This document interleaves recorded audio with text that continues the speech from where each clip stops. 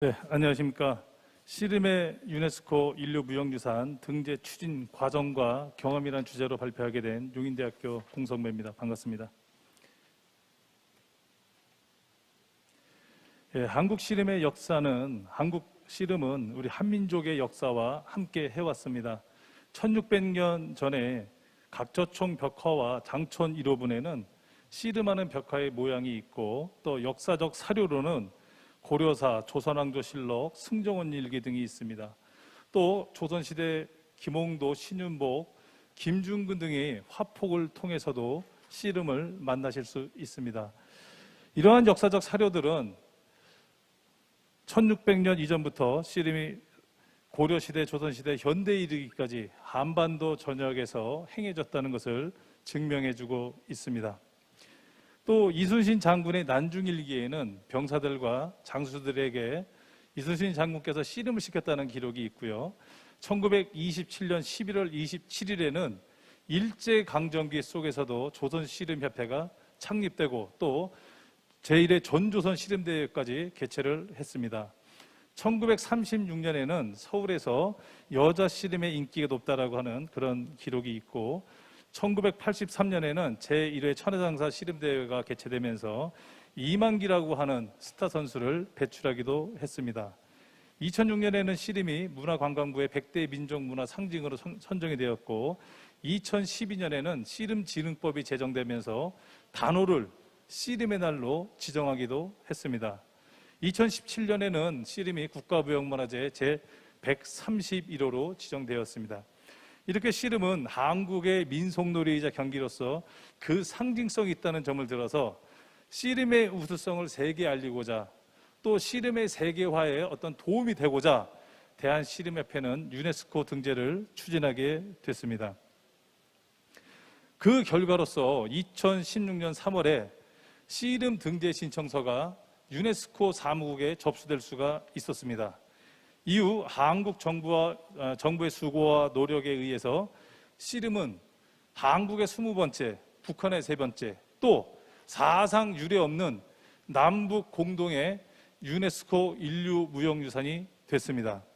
그러나 씨름을 문화재청에서 2016년 유네스코 인류무형유산 등재 신청 종목으로 선정하게 만든 대한씨름협회의 역할이 있었기 때문에 오늘날 지금 씨름은 유네스코에 등재될 수 있었던 것입니다. 그렇기 때문에 저는 대한씨름협회를 중심으로 씨름의 유네스코 인류무형유산 등재 추진 과정과 경험에 대해서 말씀을 드리도록 하겠습니다. 유네스코 인류무형유산은 국가에서 주도하는 것이 아닙니다. 민간이 주도를 해야 됩니다. 따라서 대한씨름협회에서 씨름을 유네스코에 등재시키기 위해서 그 어떤 노력을 하지 않았다면 지금까지도 씨름은 유네스코에 등재될 수 없었습니다. 또 다른 이유로는 2010년에서 12년까지 문화재청에서 유네스코 사무국에 접수한 데 계류 중인 우리 무형유산의 수가 23건이나 있습니다. 지금 기준으로 한다면 23건을 접수하는 데만 46년이 걸립니다. 또 한국은 5,000년의 역사만큼이나 무형유산의 수가 약 900여 개에 이르고 있습니다. 그래서 이 대한씨름협회는 2013년도부터 씨름의 유네스코 등재를 추진을 했는데, 그 추진할 수 있었던 이유는 씨름 선수 출신의 영남대학교 이 박승한 교수님과 사무국장을 맡았던 이 성석윤이라는 이 두 분이 있었기 때문에 사실은 가능했습니다. 그래서 씨름을 유네스코에 등재시켜야 되는데 어떻게 할 것이냐 고민을 했습니다. 그런데 협회에서는 이것을 진행할 수 있는 여력이 안 됩니다. 그래서 이 업무는 씨름연구위원회에서 맡게 됐습니다. 씨름연구위원회는 대학에서 씨름을 전공한 교수들과 또 씨름을 전공한 국가기관의 연구원, 또 씨름 출신의 박사, 그리고 씨름에 관한 연구를 하셨던 박사님들을 모셔서 연구위원회를 구성을 했습니다. 그래서 연구위원회에서는 이 유네스코 인류무형유산 등재를 해야 되는데 어떻게 할까 논의를 시작을 했습니다. 그래서 거기서 얻어진 첫 번째 결론이 무엇이냐, 먼저 씨름인들부터 유네스코 등재의 당위성에 대해서 우리가 교육을 시키자. 그래서 제가 특강을 한 서울부터 대구, 제주도까지 한 4차례를 다녀왔습니다. 그래서 시리민들이 이거 우리 유네스코 등재는 무조건 해야 하는 것이구나 라는 이런 적극적인 지지를 받을 수 있었습니다. 그럼에도 불구하고 시리민들 내부에서는 유네스코에 등재하자고 얘기는 했지만 실질적인 그 움직임은 없었습니다.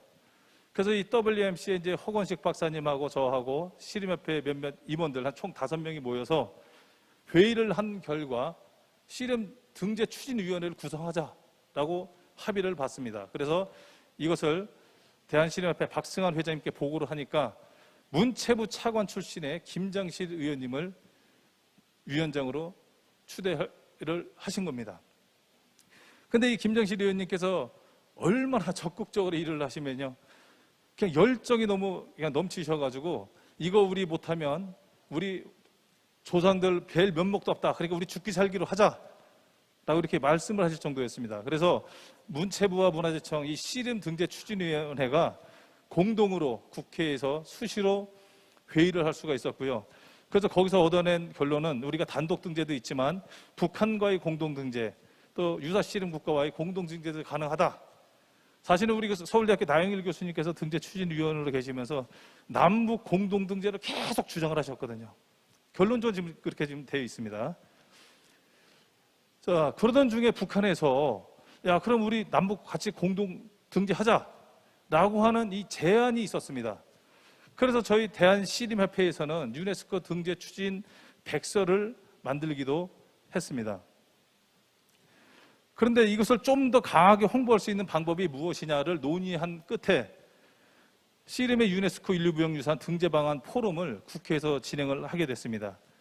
이 당시 여당 대표 또 그 최고위원 모든 고위직에 계신 의원님들이 다 참석을 해주시는 바람에 너무너무도 홍보가 사실 잘 됐습니다.